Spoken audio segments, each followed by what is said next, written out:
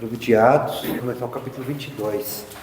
Bom, então, só para a gente contextualizar. Paulo está sendo lixado aqui, porque algumas pessoas presumiram que ele tinha colocado não-judeus dentro do templo.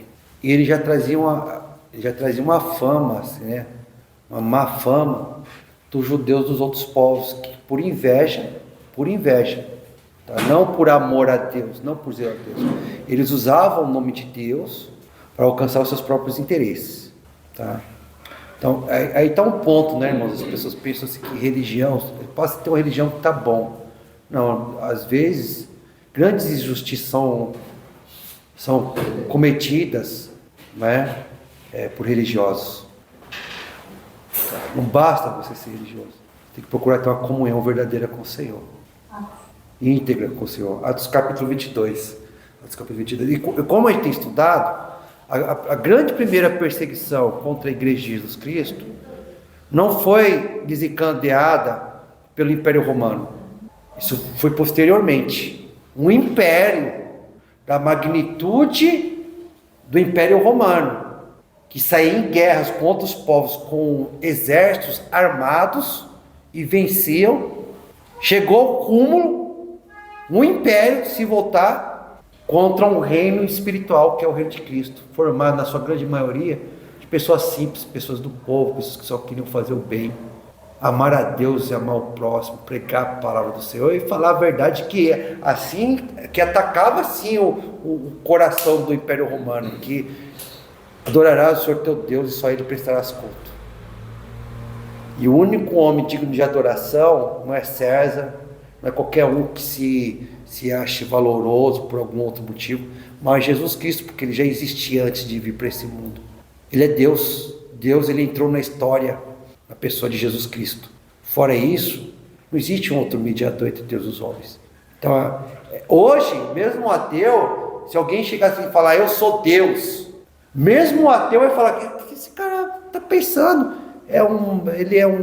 Tá louco? Não existe deuses, homens que se possam fazer por Deus, mas isso é uma herança do cristianismo. Na antiguidade era comum muitos poderosos se autodenominarem deuses. Então por que Jesus não é mais um caso desse? Os milagres que Ele fez, a sua ressurreição testifica que tudo aquilo que Ele falou é verdade. Ele falou, adorarás o Senhor teu Deus e só a Ele prestarás culto. Quando as pessoas foram adorar Pedro falou, levanta que eu sou homem que nem você, adora a Deus.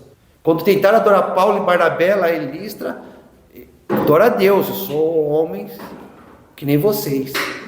João lá no livro de Apocalipse, ele se ajoelhou para adorar um anjo, ou até um anjo falou. Por isso que é errado a gente adorar anjos. O anjo lá no livro de Apocalipse falou, eu sou servo que nem você, adora a Deus. Mas quando as pessoas se curvaram para adorar Jesus, e há uma passagem aqui que mostra isso, Jesus aceitou a adoração. Mas Ele não falou, adorarás o Senhor teu Deus e só Ele prestarás culto? Então por que os discípulos dele não aceitaram a adoração? Então por que Ele está aceitando a adoração? De duas uma, ou Ele mentiu, ou Ele é Deus. Jesus nunca mentiu. A Bíblia fala que Ele foi tentado em todas as coisas, mas sem pecado. Se Ele aceitou a adoração, por mais que isso não caiba na nossa cabeça, é que Deus, Ele decidiu se tornar como um de nós. Jesus é a segunda pessoa da Santíssima Trindade, tá? Então, mesmo hoje o ateu fala assim, que história é essa aí? Uma pessoa de se autoproclamar Deus, isso é uma herança do cristianismo, tá? Ditadores querem se fazer de deuses, né? Poderosos na antiguidade tentam se fazer-se deuses, mas só existe um único Deus humano, Jesus. Então quando a gente entrega a nossa vida para Jesus, você não está entregando a sua vida para um filósofo, não está entregando a vida para um melhor, só o maior dos santos, embora Jesus é o maior dos santos. Você está entregando a sua vida para o Criador do universo, Jesus Cristo, o Salvador, tá? Então a gente vai ver aqui, irmãos, que a primeira perseguição contra a igreja foi pelos judeus, e a Bíblia deixa bem claro que os judeus aceitavam o apóstolo Paulo a pregar ali na sinagoga. A gente está vendo isso no livro de Atos, aí ele começava a pregar, eles aceitavam, e começavam a mostrar nas Escrituras que Jesus é o Cristo, aquele rei prometido nas Sagradas Escrituras, que dizia que viria à terra e teria um reino que não tem fim. Mas aí quando vinha muitas pessoas, ali ouviu o apóstolo Paulo e os outros apóstolos, né? Os apóstolos Barnabé, eles ficaram com inveja, se sentiram invejados, eles estavam perdendo a sua influência, e começaram a falar um monte de mentira contra o caminho.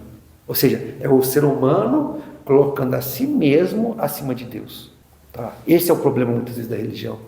Mas por que Deus, que é tão poderoso, ele permite essas coisas? Não faz nada. Como é que não faz nada? Ele está te dando a verdade para você não cair nessas mentiras. Ele te deu as escrituras para que você não seja manipulado. Há uma responsabilidade nossa também.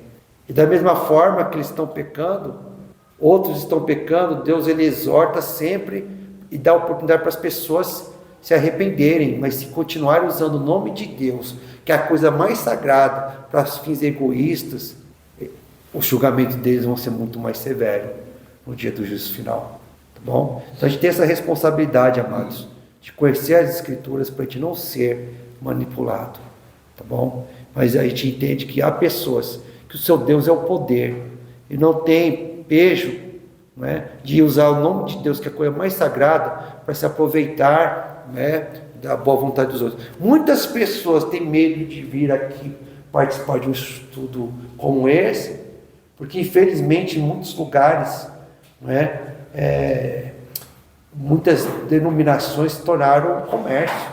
As pessoas usam o nome de Deus para ganhar dinheiro, para ter poder neste mundo, e procura justificar aquilo. Mas essa não é a vontade de Deus. Deus ele quer, acima de tudo, né, que você se reconcilie com Ele, que você se arrependa dos seus pecados e que você trilhe no caminho da salvação indicado por Ele nas Sagradas Escrituras. Então, dito isso, né, o apóstolo Paulo está ali sendo espancado, aí os soldados ficam sabendo, aí corre lá, pega ele lá, a violência da turma é tão grande assim, que os homens tiveram que carregar o apóstolo Paulo. Sabe cachorro que está querendo pegar um pedaço ali do osso? Imagina uma pessoa correndo na multidão, irmãozinho. E até não tinha WhatsApp, né, para a polícia, 190. Ó, estou espancando um cara aqui, ó.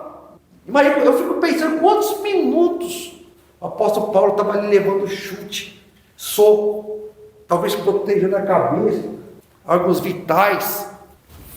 Mas ele vai falar porque ele insistiu em ir para Jerusalém. Aí você tem que pegar ele assim. Aí quando ele chega lá no alto, né, da escadaria, ele fala com um soldado. Eu poderia, por favor, eu poderia me direcionar essa multidão, falar com essa multidão? Falou em grego. O romano, o soldado romano, a língua natural dele era o latim. Mas a língua universal, como se fosse o inglês da época, era o grego koiné. Koiné significa comum, tá? E o homem ficou impressionado. Você sabe falar grego? Sim. Eu achei que você era um egípcio que tinha sublevado muitos de sicários, assassinos, né, como está na tradução do Filipe, para o deserto. Então, o soldado ouviu isso. Para uma pessoa ser, é que nem você, se você vê que a população está desesperada ali, lixando a pessoa. Primeira impressão que você vai ter é que a pessoa, se está sendo lixada, é porque deve ser uma pessoa que não presta. Mas tem que tomar cuidado, às vezes a multidão erra. Por isso que existe a justiça, né? Defesa e acusação, o juiz, para que as pessoas tenham a possibilidade de se defender. Porque injustiças acontecem, irmãos. Há casos de pessoas que foram acusadas. Foi o que aconteceu em uma casa aqui, ó, um casal de homossexuais, sei lá, que matou um menino, uma coisa assim. Um casal de homossexuais matou um menino e acusou uma pessoa. E a população ia querer matar essa pessoa, lixar essa pessoa. Depois descobriu que foi esse casal de homossexual que matou o menino e enterrou. Agora imagine se a população tivesse matado esse que um desses caras desse casal acusou. Foi aqui no Vargem Grande. Não é? Então quando os soldados viram ali, ó, esse cara deve ser um assassino. Se os judeus estão ali descendo a bicuda nele, é porque ele é um bandidão. Ele falou: eu sou um judeu natural de Tarso. Posso falar? Pode. Aí agora a gente vai ver o discurso do nosso irmão apóstolo Paulo, que dá nome à nossa cidade, São Paulo, né? Em homenagem a esse apóstolo que a gente está estudando a história dele, tá bom? Na verdade, a história do reino de Cristo, né? O apóstolo Paulo é uma dessas peças que Deus usou. Então vamos lá, irmãos. Alguém poderia ler, por favor, capítulo 22, do 1 ao 8, por favor? Eu posso ler, posso. Obrigado, irmão. Irmãos e pais, ouve agora a minha defesa perante vós. Quando ouviram que lhes falava em língua hebraica, guardaram ainda maior silêncio, e continuou. Eu sou judeu, nasci em Tarso da Cilícia, mas criei-me nessa cidade e aqui fui instruído aos pés de Gamaliel, segundo a exatidão da lei de nossos antepassados, sendo zeloso para com Deus, assim como todos vós o sois no dia de hoje. Persegui este caminho até a morte, prendendo e metendo em cárceres homens e mulheres. Versículo 5. De que são testemunhas o sumo sacerdote e todos os anciãos. Destes recebi cartas para os irmãos, e ia para Damasco no propósito de trazer manietados para Jerusalém os que também lá estivessem para serem punidos. Ora, aconteceu que indo de caminho e já perto de Damasco, quase ao meio-dia, repentinamente grande luz do céu brilhou ao redor de mim. Então caí por terra, ouvindo uma voz que me dizia: Saulo, Saulo, por que me persegues? Perguntei: quem és tu, Senhor? Ao que me respondeu: eu sou Jesus, o Nazareno, a quem tu persegues. Obrigado, irmão. Então, essa história nós já conhecemos. Nós estudamos essa história lá por volta do capítulo 9, 10, do livro de Atos. Mas ali quem está narrando é Lucas, né? O evangelista Lucas, inspirado pelo Espírito Santo. Mas a inspiração do Espírito Santo, irmãos, a ação do Espírito Santo, não nega o nosso esforço. Isso aqui é uma grande lição para a gente. Eu repito, a ação do Espírito Santo sobre a nossa vida não anula o nosso esforço. Ele participa também do nosso esforço. É uma comunhão, é uma sociedade, que quem ganha mais é a gente, não é? Deus não precisa da gente, mas Ele nos deu atributos para a gente utilizar, porque Lucas ele deixa claro, eu fiz uma pesquisa detalhada, criteriosa, eu busquei as fontes oculares, eu busquei, né, aqueles que pregaram o Evangelho desde o início. E ele caminha, ele é companheiro de viagem do apóstolo Paulo, tá? Então, ele fez a pesquisa e ele narrou ali a conversão do apóstolo Paulo. Mas aqui está vendo o próprio apóstolo narrando a sua conversão. E isso aqui está um ponto para a gente, irmãos. O testemunho da nossa conversão, muitas vezes é a pregação que as pessoas querem ouvir. O que faz uma pessoa passar da descrença à crença, de uma vida de pecado, né, e de afastamento de Deus, a uma vida de devotamento, de submissão ao Senhor, que passa de ser um ser rebelde a um filho obediente, não é? Então a gente não pode esquecer de quando o Evangelho tocou, de quando nós estávamos perdidos e clamamos socorro ao Senhor e Ele estendeu a nossa mão. Então o apóstolo Paulo começa a fazer essa narrativa, mas a Bíblia aqui fala que quando ele começou a falar em hebraico, as pessoas guardaram silêncio e olharam com mais atenção. Isso aqui é algumas pessoas que dizem, irmãos, eu não fui nas fontes primárias para saber se é isso mesmo, mas eu já ouvi comentários, algumas notas de rodapé, que depois que o povo judeu voltou da Babilônia, a maioria das pessoas falavam um aramaico. É que nem tem a colônia japonesa lá na Liberdade, não é? Não tem a colônia japonesa da Liberdade? Você acha que os jovens e os descendentes dos japoneses que vieram para o Brasil, lá os japinhas, você acha que eles falam mais no dia a dia português ou japonês? Português. Na escola as pessoas falam português, na faculdade falam português, mas pode ser que algum daqueles, com todo respeito, os japinhas, tá bom? Eu não sei a definição certa, tá bom? Tem lá você deve ter lá o nome certo para ser filho, eu não sei, tá? Mas pode ser que algum desses japinhas saiba pouco de japonês, sabe falar com a avó, né? A avó, bisavó que ainda está viva, que sabe falar japonês. Inclusive, quando a gente vai fazer trilha, tem um pessoal lá que a gente conheceu lá, a Dona Lúcia, que a Dona Lúcia, ela escolheu, a professora escolheu o nome dela, mas ela é japonesa, e ela sabe falar japonês. Eu vi lá aquilo lá, o trilha, como que fala tal coisa em japonês? Tá bom?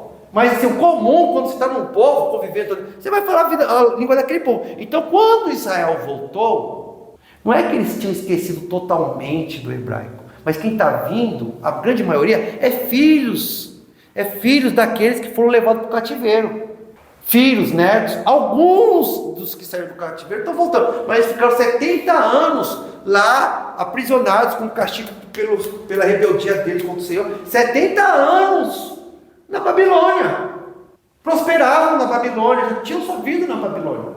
Então, quando eles voltaram para Israel, a língua que diz os especialistas, no fundo das contas primeiras, eles falavam comumente o quê?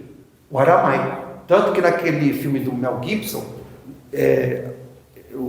na época que foi lançado, não tinha dublagem, era proibido fazer dublagem daquele livro, porque foi feito nas línguas originais. Então, Jesus ali, no filme do Mel Gibson, A Paixão de Cristo, ele não está falando de hebraico, ele está falando aramaico.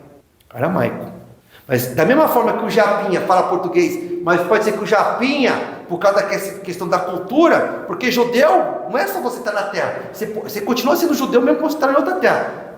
Aquela coisa de manter a tradição, o Japinha, mesmo que fala português, alguns Japinha sabem falar bem o japonês.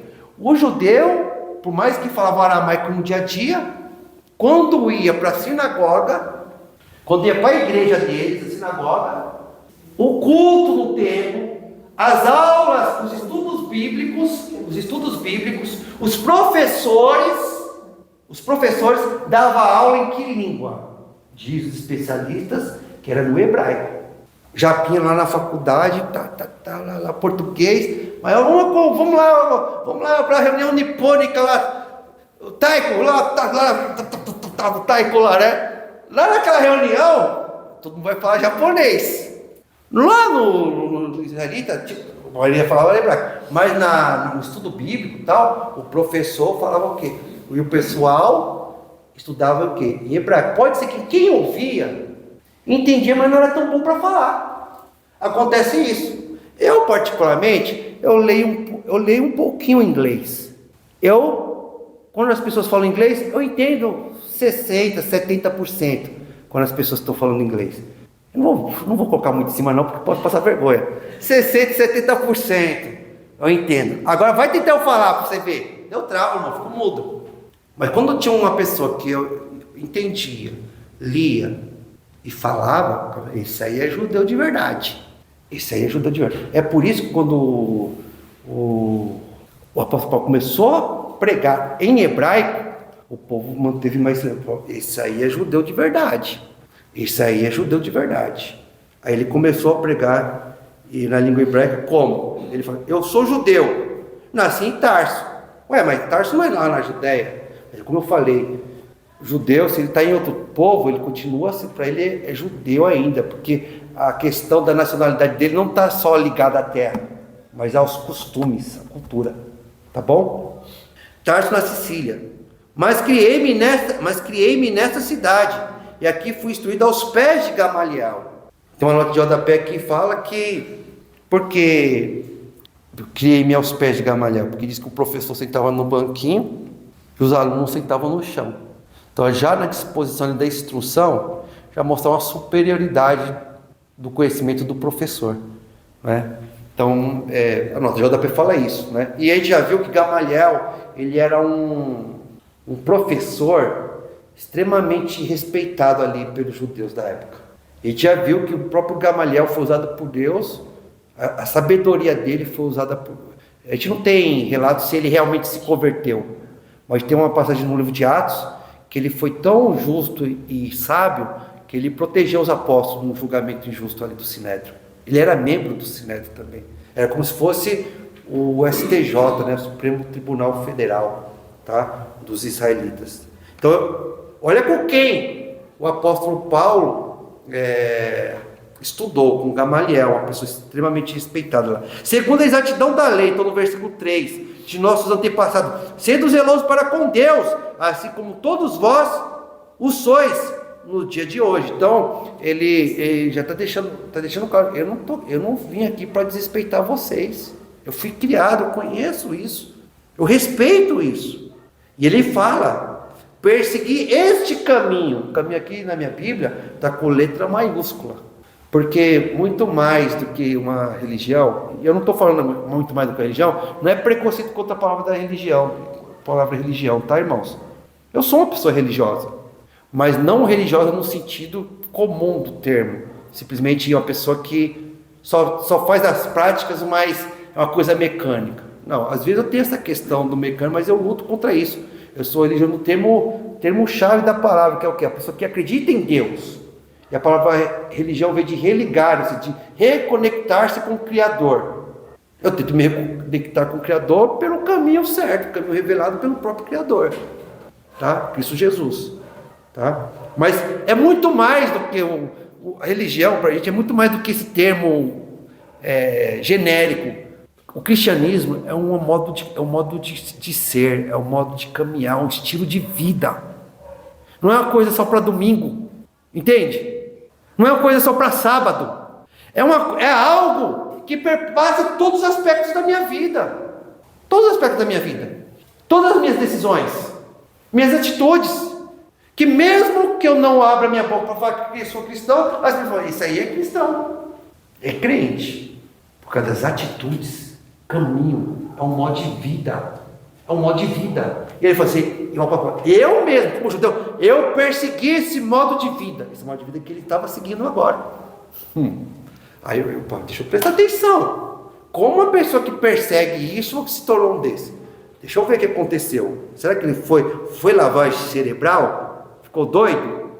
Ele fala aqui, persegui este caminho até a morte, prendendo e metendo em cárcere homens e mulheres, de que são testemunhas o sumo sacerdote e todos os anciãos. Então aqui já está um outro ponto.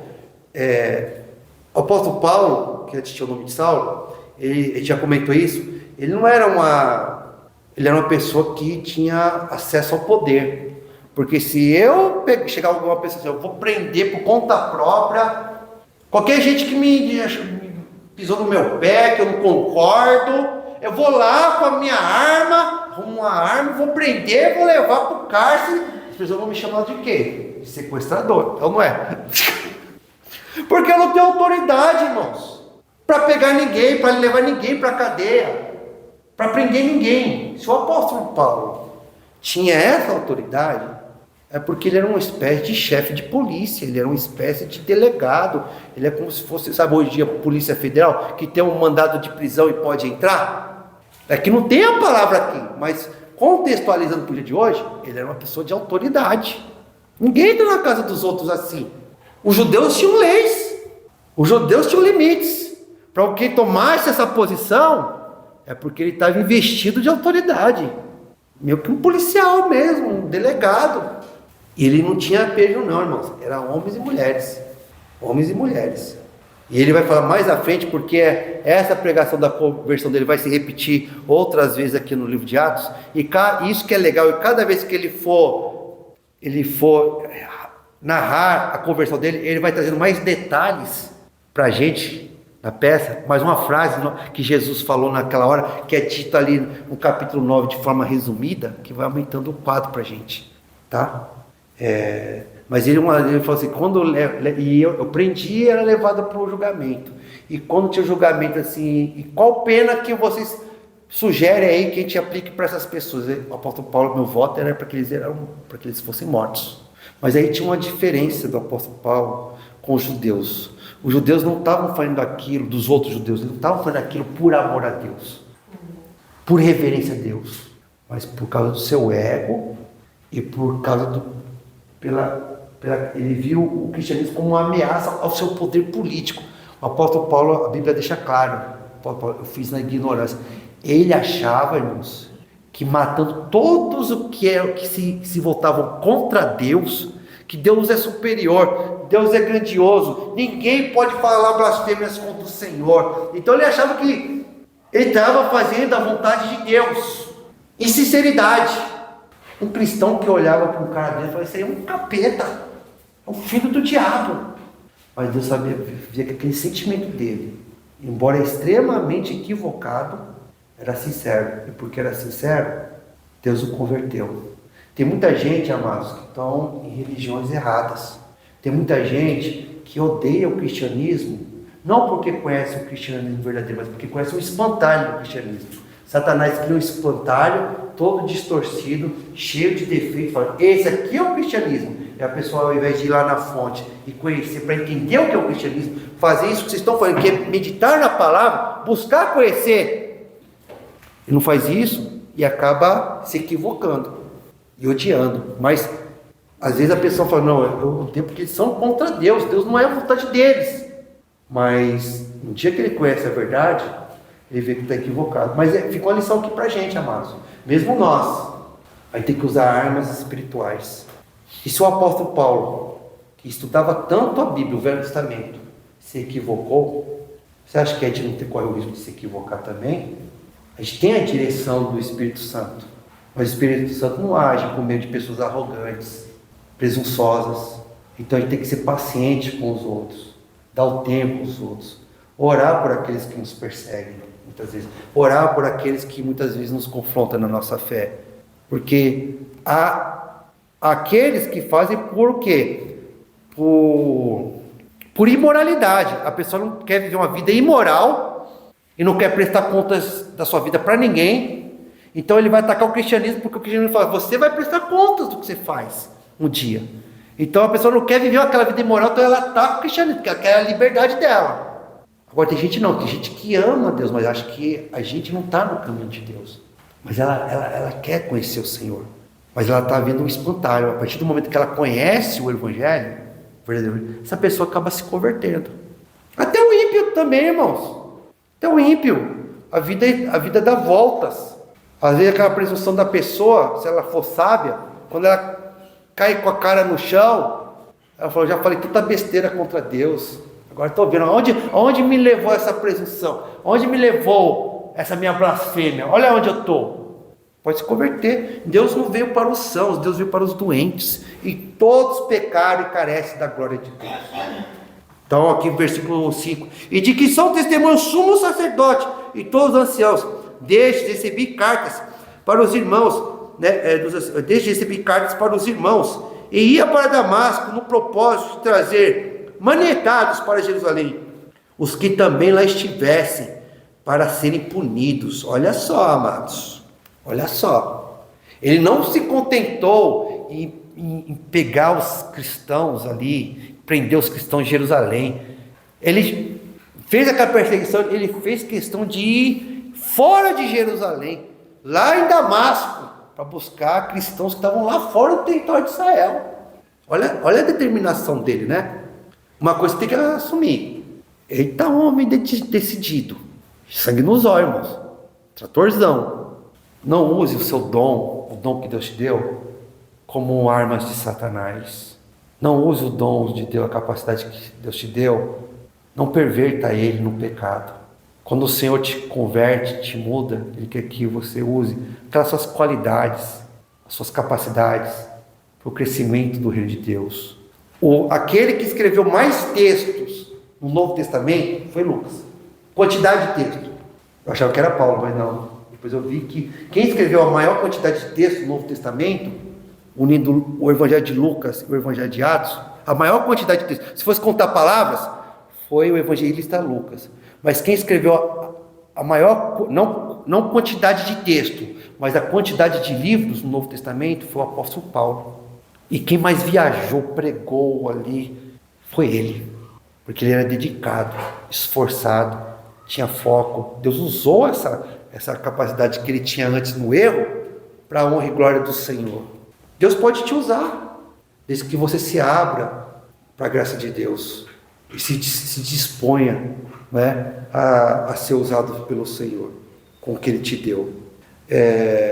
Fala aqui no versículo 6, ora, aconteceu que indo de caminho, e já perto de Damasco, quase ao meio-dia, repentinamente grande luz do céu brilhou ao redor de mim. Amados, na escuridão, a luz fica muito evidente.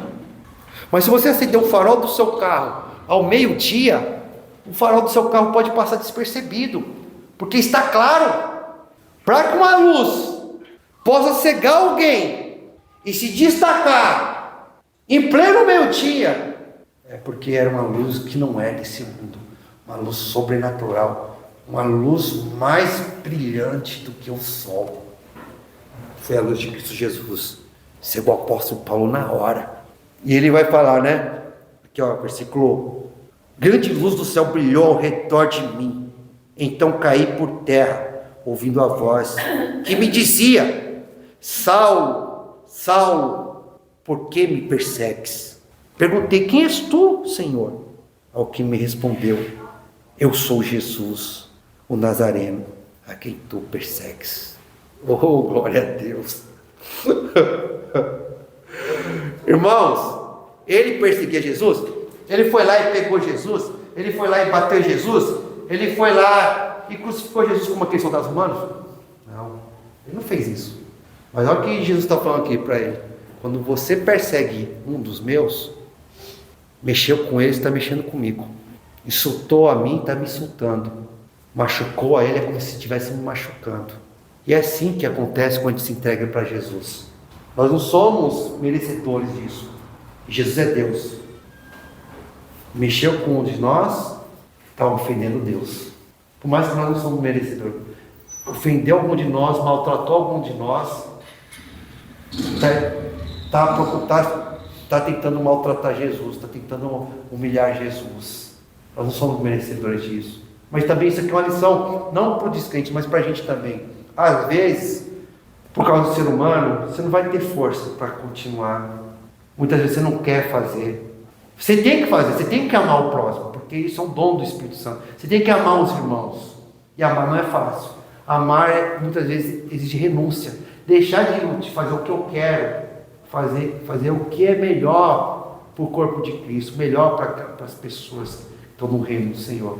Mas às vezes você não quer fazer, mas eu vou continuar a fazer, porque eu amo Jesus. E quando eu faço para meus irmãos, quando eu me dedico para meus irmãos, eu estou amando a Jesus.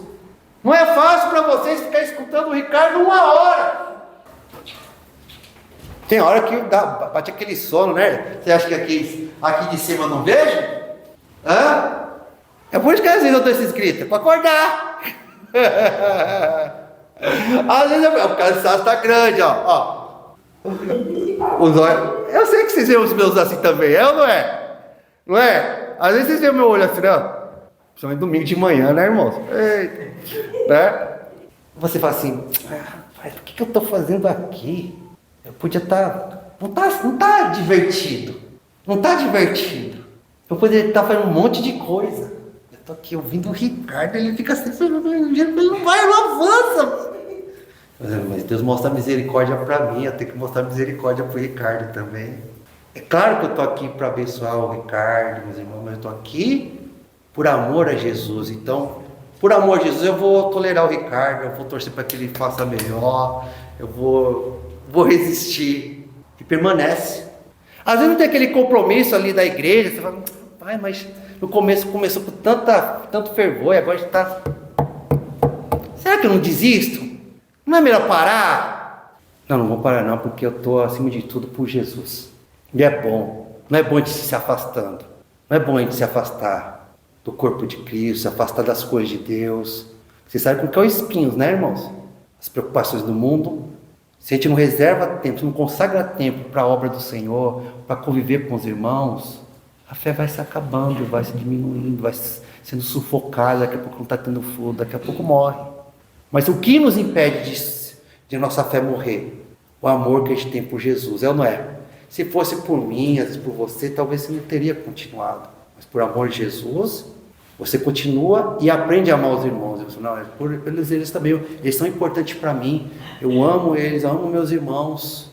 Mas isso é graças ao amor que a gente tem por Jesus. Então isso é uma lição para o mundo, mas é muitas vezes uma lição para nós. E aí, irmão, tá difícil aguentar aí? Por Jesus, tá bom? Aguenta mais um pouco aí, tá bom? Não por mim, mas por Jesus. Fala, irmão.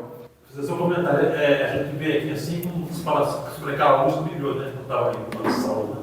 A gente vê que o apóstolo Paulo foi convertido por próprio Jesus Cristo que foi atrás dele, né? Que fez, né? Exato. E a gente podemos dizer que muitas vezes são convertidos, ouvimos os irmãos do Evangelho que você está pregando tudo aí, tudo vai tá certo, que é a palavra de Deus, né? Isso. No sentido. Mas a gente vê que o apóstolo Paulo ele foi entendido por próprio Senhor Jesus Cristo, não foi por pessoas, né? Exato. Então é que a gente vê assim que muitas vezes a gente ouve alguma hora o irmão está dando pregação para a gente, estuda, a gente vai admirando e a gente se converte, mas depois do tempo aquele irmão que ele ajudou a gente, ele pode até desviar alguma coisa assim, né? Muitas vezes a pessoa vai estar focada aqui, mas o que eu aprendi, ele está ensinando, mas é a palavra de Deus, né? Mas a gente vê que o apóstolo Paulo foi rendido pelo Senhor Jesus Cristo, e Jesus Cristo nunca ia falhar, né? É sempre dando força e sendo forte, né? Exato. Então a gente vê como você falou sobre aquela força, aquela dedicação que ele teve, e a gente vê que até um dos livros ele fala sobre isso, né? Que ele não tinha aprendido de homem nenhum, ele veio aprender do próprio Senhor Jesus Cristo. Né? Exato. Então a gente vê, eu vejo uma diferença do apóstolo Paulo nesse sentido, né? Com certeza. Gente, né? Com certeza. E até dos demais. Com certeza. Bem destacado, irmão. Bem destacado. Mais algum comentário? E eu acho interessante também, irmão, porque você falou aí, a gente às vezes fica ouvindo Ricardo.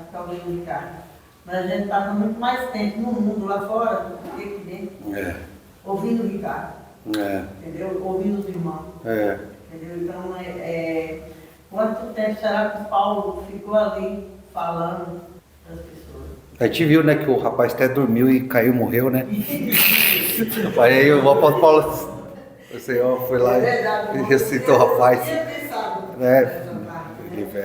E ali... O apóstolo Paulo provava a fé dos irmãos. E outra coisa que eu acho muito interessante, assim, que eu fico muito...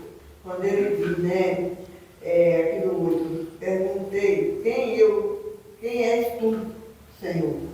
Ao que me respondeu, eu sou Jesus, o Nazareno. Que lindo, né, irmão?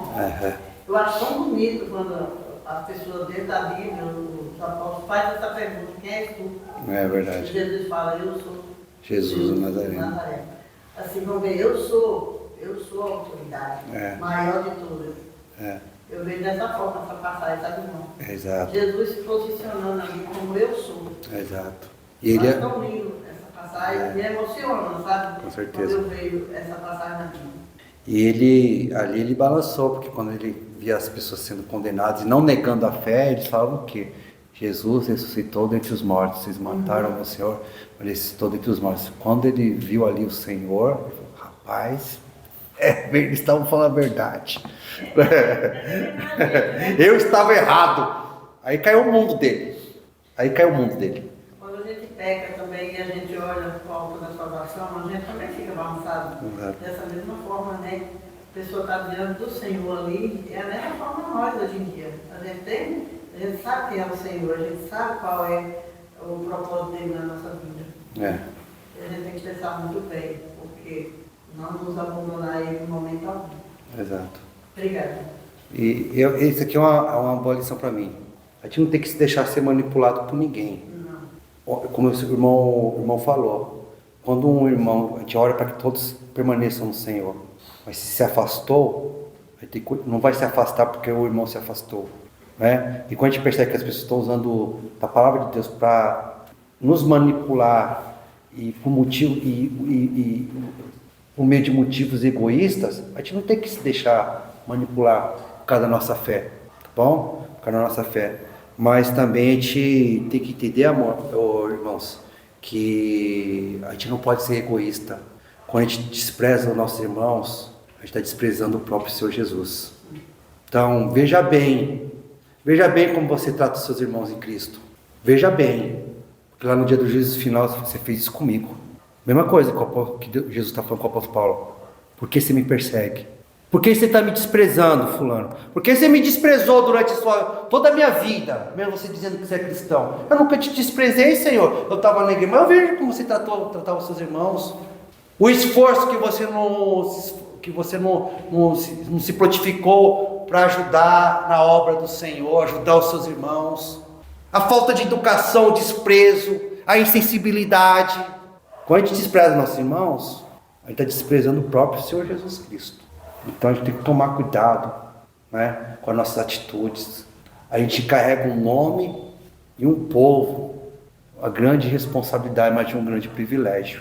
Tá bom? Então, vamos continuar aqui, irmãos, só mais um trechinho.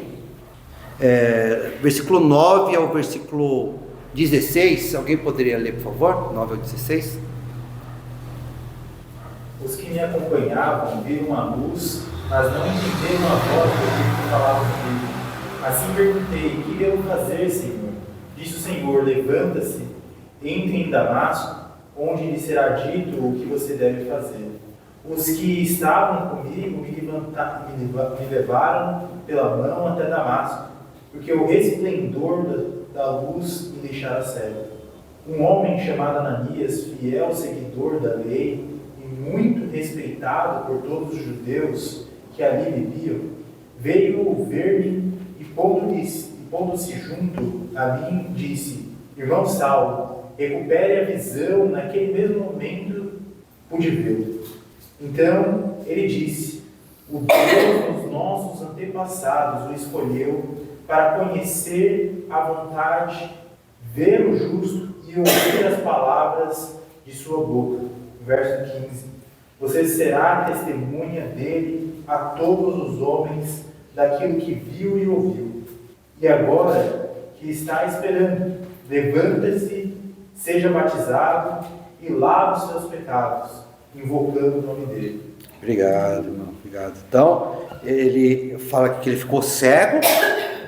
E tem passagem na Bíblia, irmãos, que que profetas tiveram visões, mas ninguém viu. Qual é a diferença disso que aconteceu com o apóstolo Paulo, que aconteceu com os profetas do passado? Porque Deus tem o poder de mexer com a nossa psicologia e colocar aqui na nossa mente e fazer a gente ter uma visão ali, não é? Mas as pessoas poderiam falar, mas isso aí pode ter sido um ataque esquizofrênico, a pessoa está vendo coisas. O que testificava que aquilo não era um ataque de esquizofrenia, mas foi algo que teve uma ação sobrenatural. O efeito daquela profecia, a pessoa fazia a profecia, eu vi tal coisa, e acontecia. Então não foi uma coisa só da cabeça. Porque tem gente, como a pessoa vai ter certeza que não é uma coisa de loucura, uma coisa de um problema psicológico? Mas a questão da escolha do apóstolo Paulo aqui foi algo muito além de uma simples revelação. Porque os outros viram a luz também. Os descrentes teve um efeito fenomenológico ali. Teve um fenômeno físico ali. Eles viram a luz. Os outros viram a luz. Só não estavam escutando a voz do Senhor. A voz do Senhor foi uma coisa direta para o apóstolo Paulo. Mas parte do evento ali, outras pessoas que não eram cristãos testemunharam. E depois daquela luz, ele ficou cego. Ele ficou cego. Irmãos, a Bíblia fala que o Espírito Santo, ele veio para nos confrontar no nosso pecado.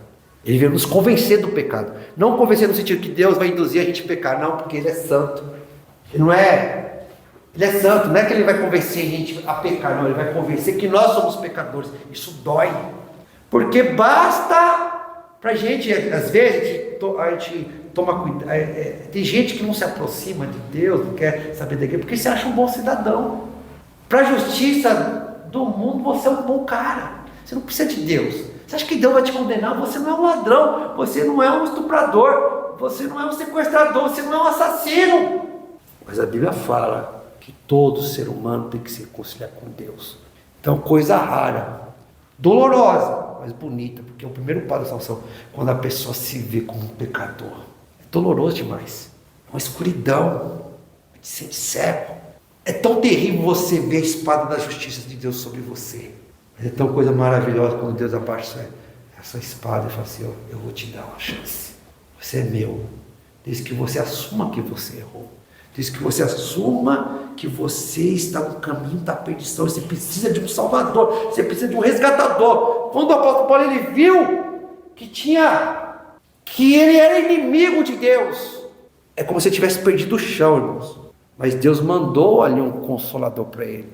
O Espírito Santo por meio de um pregador chamado Ananias, que a gente já viu que ele não queria ir lá para Paulo, porque a fama de Paulo chegou para ele. Às vezes, irmãos, quando chega a fama daquelas pessoas que a gente está pregando o evangelho, do que elas fizeram para a gente pode correr o risco de falar assim, não quero saber não quero me envolver não.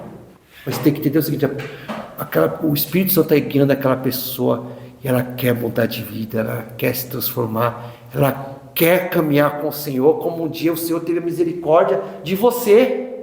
E o Espírito Santo confortou Ananias. Calma, Ananias, ele vai ser um grande pregador. Deus, ele transforma a vida das pessoas, irmãos, transforma.